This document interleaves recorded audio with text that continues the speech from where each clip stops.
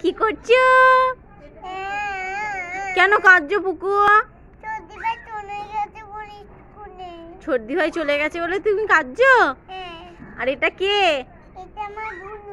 তোমার বুনু? তুমি তো একটা বুনু, তার ওপর আবার একটা বুনু।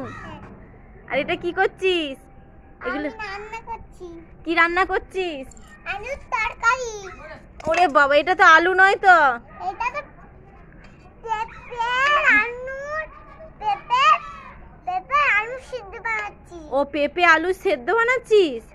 আর এটা কি করবি? এটা দিয়ে দুধ খাবো। এটা দিয়ে দুধ খাবে? হ্যাঁ। আর এই চামচগুলো নিয়ে এসছো কিসের জন্য? এমনি। এমনি? হ্যাঁ। স্কুলে গেছিলি? হ্যাঁ। কখন ছুটি হলো?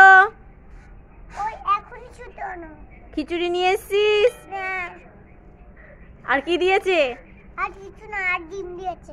আর কিছু না, আবার ডিম দিয়েছে? ডিমটা আমাকে দিবি, আমি খাবো। না। কেন? কি? ওরে বাবা, এটা তো স্কুলের খাবার, আমি খাবো। আমাকে দিয়ে দাও, আমি খেয়ে নি।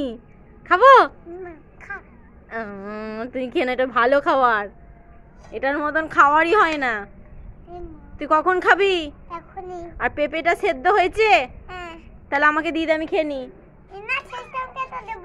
ও শেষটা আমাকে দিবি? হ্যাঁ। আর ছদ্দি ভাই কোথায়? সর্দি বাতি স্কুলে গেছে। তোকে নিল না? না।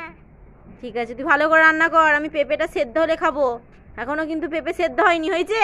না, শেষটা আমাদের তো রান্না করছি আমি। আমাকে দিবি না? না। ঠিক আছে, আমি কথাই বলবো না।